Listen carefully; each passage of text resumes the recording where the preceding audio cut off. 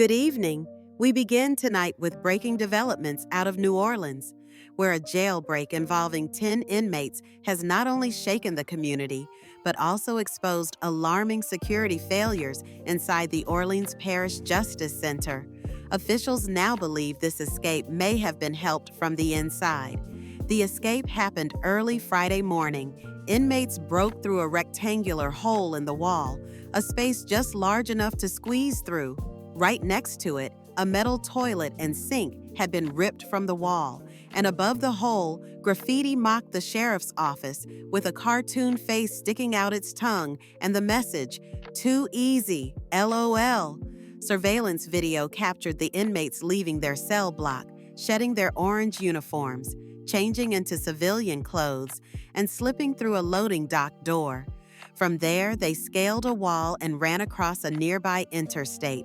As of Friday night, 3 of the 10 escapees have been captured. Kendall Miles, age 20, was found in the French Quarter.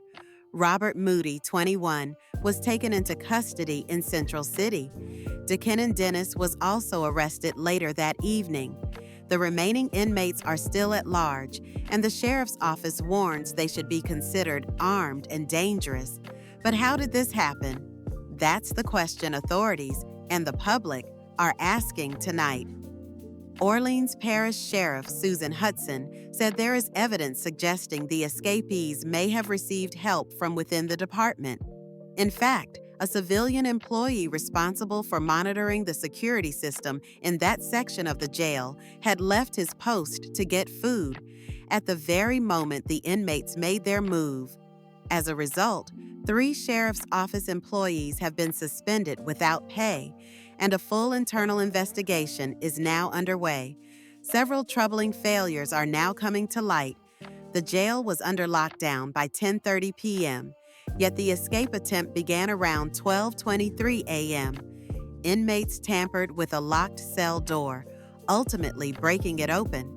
Officials admit that about 1/3 of the jail's cameras were not working, including 3 in the unit where the escape occurred.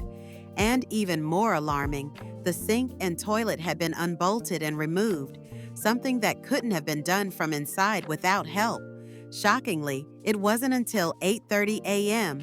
during a routine head count that jail staff even realized the 10 detainees were missing, giving them a 7-hour head start. This jailbreak isn't just a story about inmates slipping through a hole in the wall.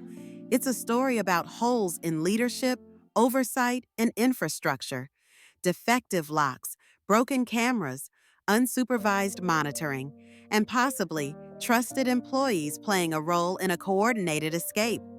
It raises serious questions not just for the Orleans Parish Sheriff's Office, but for correctional systems across the country. Tonight, the manhunt continues, and so does the investigation.